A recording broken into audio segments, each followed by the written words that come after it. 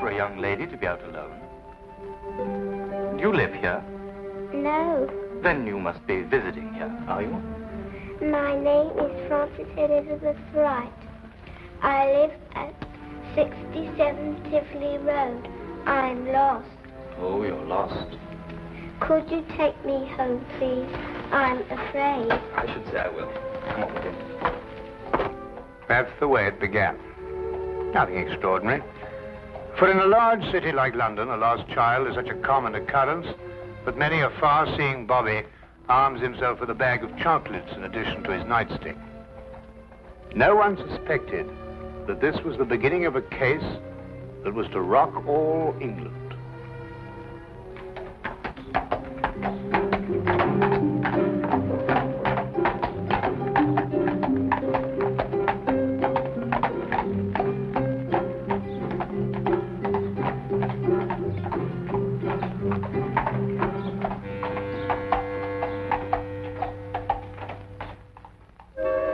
All right, if you insist.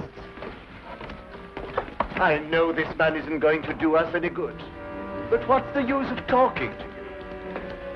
Just as stubborn as your mother. I suspect we're having visitors. Oh, really? 23 and 27.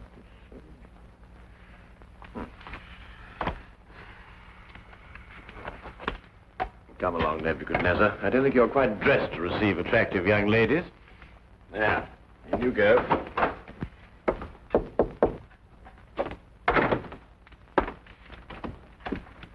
Won't you come in? Mr. Holmes, Sherlock Holmes. At your service, sir. Martini. George Martini is my name. This is my daughter, Margaret, who is of the stubborn opinion that you can help her. It will be a privilege, sir. Oh, may I introduce my very good friend, Dr. Watson? How do you do? How do you do, sir? Oh, yes. Won't you sit down? Oh, yeah, I'm so sorry.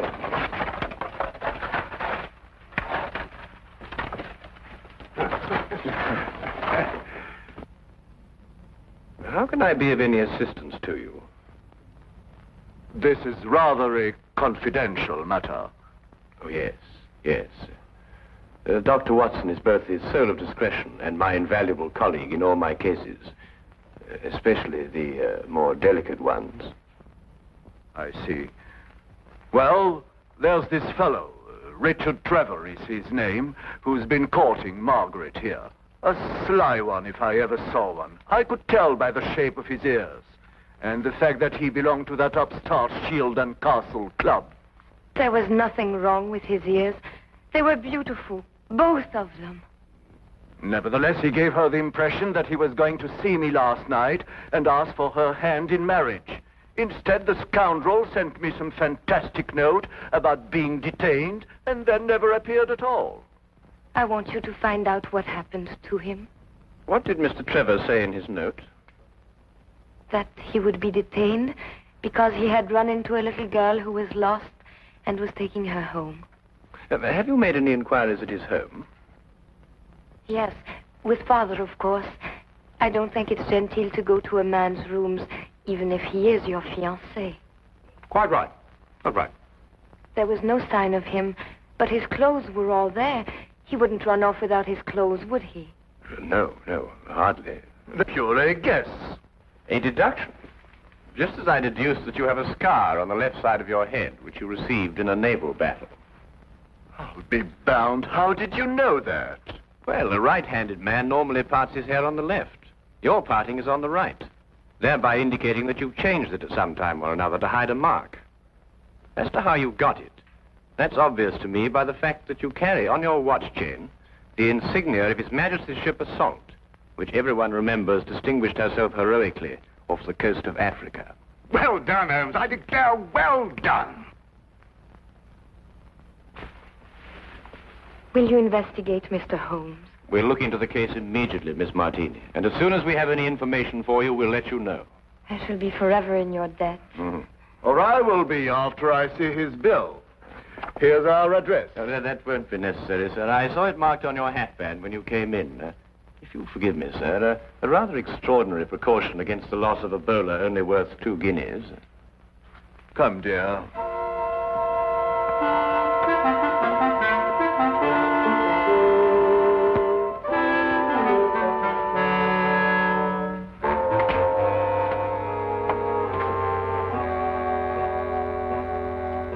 Not long after moving in with Sherlock Holmes, I had come to the conclusion that his mind was as organized as his housekeeping was not. He was, without a doubt, the most perfect reasoning, observing machine I had ever encountered. And just watching him think had become sheer fascination. I tried to put myself into his brain now and deduce what had happened to the missing Mr. Trevor. Did it occur to you he might have had an accident and even now be lying in a hospital at this very moment? You, being a doctor, would think of that. But if that were the case, surely the hospital would have informed someone by now. Maybe he skipped off and left her then. There's no guarantee he won't come back for his clothes or have them sent on to him. I'd grant that if he hadn't sent that note. A man deserting a girl isn't likely to send a note at all. And if he did, he couldn't conceive, as Mr. Martini put it, of such a fantastic one. The case is more than complex, Watson. And when we solve it, we shall also know what became of the others. What others? Oh, Watson, would you pass me my tobacco pouch? Well, where is it? It's in the toe of the Persian slipper, under your chair. All right. There you are. Oh. Thank you, Watson. Now, what others? Well, it's come to my attention during the past 2 weeks that 7 men have disappeared, totally evaporated from the face of London. They had no reason to run away, every reason to stay. Trevor fits perfectly into this fabric. You mean then that there's more in this than just the disappearance of that young lady's fiancé? Unless you accept 8 consecutive coincidences. Could you accompany me this afternoon? Where? To the last place where Trevor must have been before he met the little girl. But you don't even know where that was. I'd say it was the upstart Shield and Castle Club. Why there? Well, if you were about to confront a man like Mr. Martini to ask for the hand of his daughter in marriage, what would you do first? I'd probably have a couple of stiff drinks first. And if you were a member? At the Shield and Castle Club, eh? By Jove, Holmes, of course. That's just what I would do. You see, Watson? You've been of invaluable assistance to me already.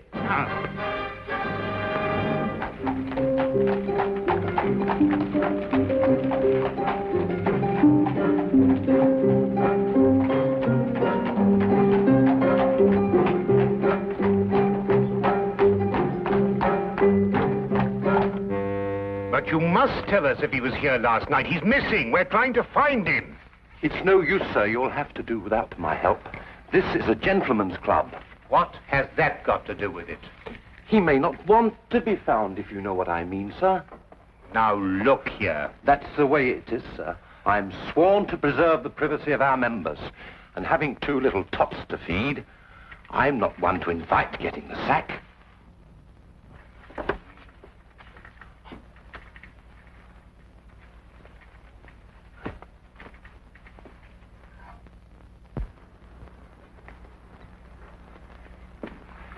I say, where have you been? This is meant to be your case, you know, and I've been doing all the investigating. Yeah, do you know that Trevor was here last night? How do you know? Well, to my utter amazement, one of my keys fitted the door to the office.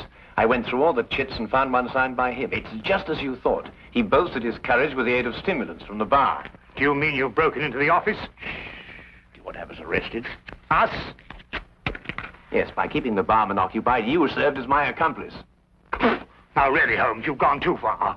Now, the thing to do is to find the carriage that both Trevor and the little girl took. How do you know they didn't walk? Well, if she lived near enough to walk home, is it likely that Trevor would have sent a message saying he was going to be detained? What extraordinary reasoning. Not extraordinary at all, my dear fellow. Really quite ordinary. Oh, what on earth do you think you're doing, mate?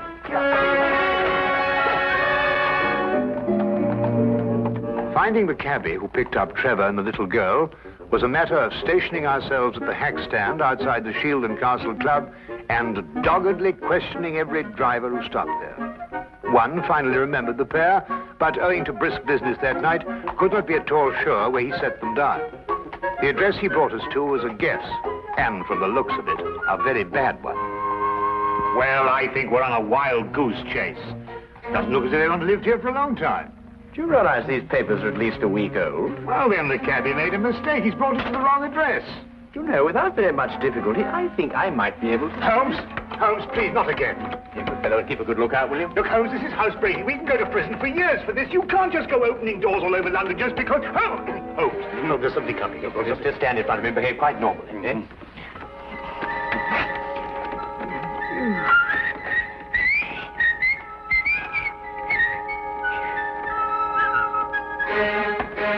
What's the normal behavior for housebreaking? You coming? Look here, Holmes, the doctor doesn't do this sort of thing. I'm sure it's unethical. You can't expect me to... Oh!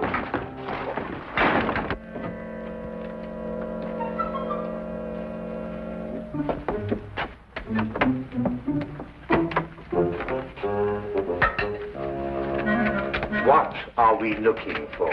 I'm not quite sure yet. You won't find anything here. You said yourself the house has been unoccupied for the last week. Thieves in the night, that's what we are. A child's been here recently. Oh, what makes you think that? Do you remember as a youngster, Watson, penciling in moustaches on the faces of the advertisements? I suppose so. But what's that got to do with it? When I looked at those newspapers outside, I noticed that someone had penciled in a handlebar moustache on a woman advertising headache powder. I'd assumed that a child did it. More than that, since the papers were only a day old, I'd also assumed that a child has been here very recently. Why should the child bring Trevor here to an unoccupied house? That, Watson, is the core of our problem. Excuse me a minute. Huh? Oh.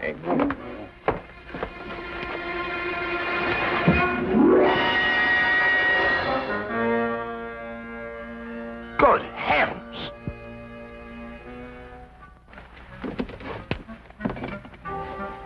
Trevor? A fairly safe assumption, Watson. Yes. And from the pallor of his skin, I'd say he'd recently been given an overdose of strychnine. I'd also deduce that he's the 8th victim of a very strange murderer.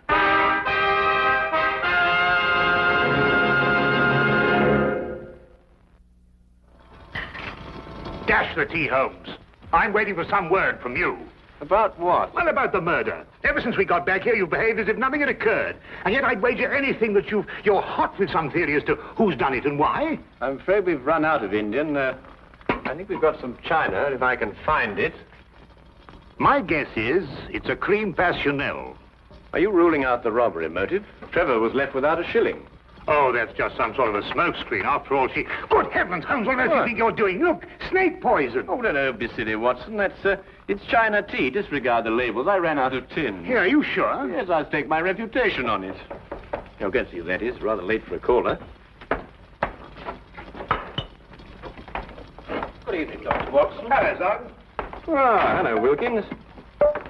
Good evening, Mr. Holmes, sir. I've got a message for you, sir, from Inspector Lestrade. A welcome addition to the day. A message from the good inspector. We've found another corpse, sir. It was in an empty house in Hammersmith this time. The facts are still the same. Robbery and strychnine poisoning. Oh, is he one of the 7 who disappeared lately? Yes, sir. How did you know? Well, I suspect that the other 6 will end up in unoccupied houses before very long. I think you'd better carry out a search in every unoccupied house in London. But this is July, sir. And everybody's away on holiday. The number of empty houses must be hundreds.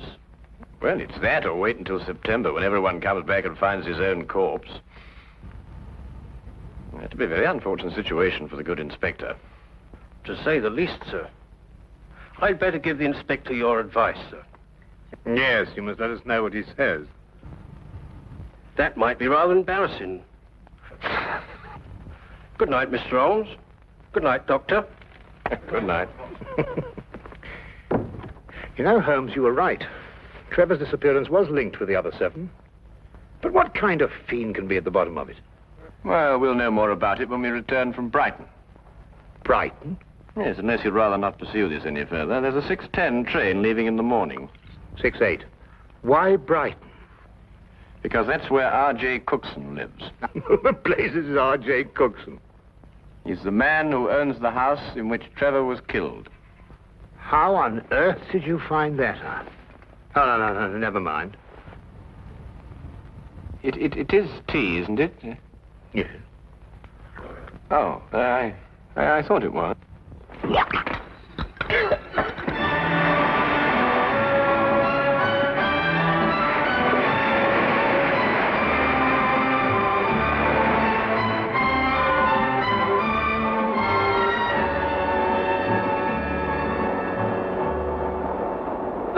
Have you ever heard anything so incredible? A corpse in my fireplace. And a stranger at that. Rather inconsiderate of someone, I must say. Why, when the police brought the news last night, I thought someone was pulling my leg. My fireplace. Really, I ask you. I'd say because the murderer knew you'd be away, knew that the house would be unoccupied, and that you wouldn't come back at an embarrassing moment. You're right, Mr. Holmes. Absolutely right. The culprit was acquainted with all my plans, and not wanting the corpse to be found in his own fireplace, chose mine. Precisely. But who could that be? I'd vouched that a full regiment of people knew of my plans to leave London. Then our task is to narrow down that regiment. But how? You have me breathless. First of all, has anyone else the key to your house? No, not that I know of. Yes. I once gave my key to the greengrocer to deliver a parcel. Aha. But he gave it back. Oh. But bosh and bother, supposing a key wasn't used at all. Whoever did it could have used a tool or something and jimmied his way into my house. I've heard of those things being done. Mm-hmm. Oh, really? We found all the windows and doors locked. I'm afraid you've escaped me. Now again, Mr. Cookson, are you quite sure that no one else has a key to your house? But now really, after all, I don't hand them out like calling cards to every... Wait. There's this charwoman who comes to my house once a week to clean up. But, oh no, she couldn't hurt a fly. Well, what's her name? Mrs. Enid. But really, she couldn't be less harmless. She's 60 years old if she's a day. You take her for your own grandmother. Yes, but you know if she has a daughter? Daughter? Well, now really, a woman of 60 isn't bound to have a little girl. Well, what about a niece or a granddaughter? Granddaughter. Now that I think of it, she does have one. About 7 years old. She recently came to live with her. Where does Mrs. Enid live? I have her address for... If you please, right here in my trousers. Do you really think it could be the old woman? Well, a charwoman has the ability to go anywhere in London. Ah, yes. Wait. 322 Radcliffe Way. 322 Radcliffe Way. To look at her, you'd never think she could hurt a fly. You'd take her for your own grandmother. Poison murders? No. Impossible, Mr. Holmes, impossible. Oh. Grandma, must we play the game tonight? Of course. Don't you like playing it? I don't like staying on the street alone. It'll only be for a little while. You'll find someone to bring you back, and Grandma'll have company again. What happened to the last company we had? Oh, he went home after a while. But come on, let's say it. Where do you live? At 67 Tivoli Road. No, that was the last place. Your address is now 120 Claridge Street. I forgot. All right. Now, come on. Let's say it again. Where do you live? 120 Claridge Street. And again? 120. What do you think, Holmes? Well, we'll know definitely in an hour's time. Come on.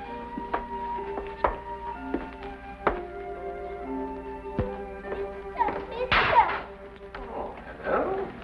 Oh, well, it's pretty late for a little girl like you to be out on her own. What's your name? My name is Frances Elizabeth Wright. I see. And where do you live? I live at 120 Claridge Street. I'm lost. Oh, dear. That would mistake you home. Come along, then. You must come in and try some of my divinity fudge. It's the least I can offer you for your kindness in bringing Francis home. Well, that's very kind of you, but really I ought to be getting along. It's just been made. Delicious. You'll make an old woman very happy if you'll try the first slice. Oh, very well, then. I am rather partial to divinity fudge. Francis. Thank you.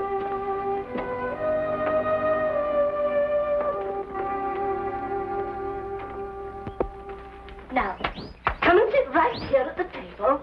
Thank you. Now, say good night to the kind gentleman, then off to bed. Grandma, you never let me stay up with the company. That's because little girls must have their sleep. But now we've met the gentleman, perhaps he'll come again in the daytime. Will you? I should love to. Good night.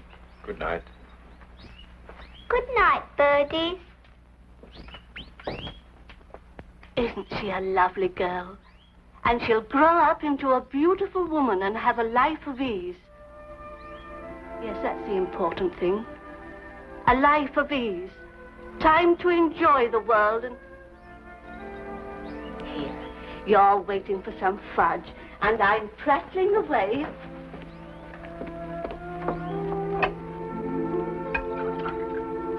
Here it is. And a glass of cold milk to go with it.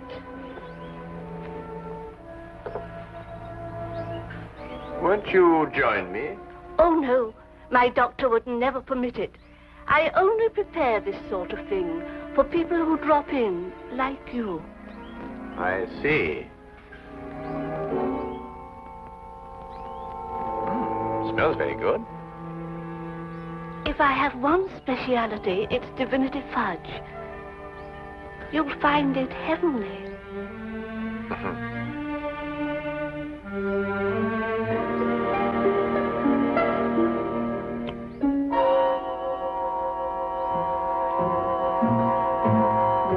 What's the matter?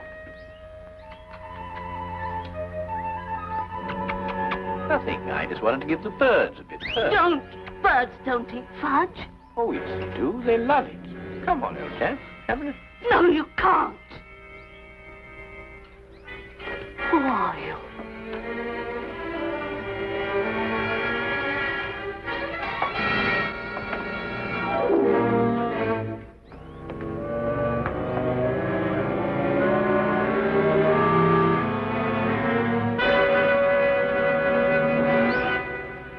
I'll take that, Mrs. Enid.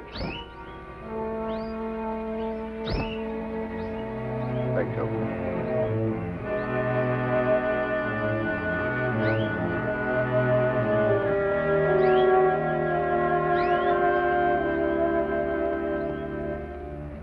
I needed money for the child. That's why I did it. I didn't want her to grow up into a tired rag of a charwoman. I wanted her to have a life of ease and the things I've seen other people have. You understand? Yes. Will she be taken care of? You need worry, Mrs. Enid.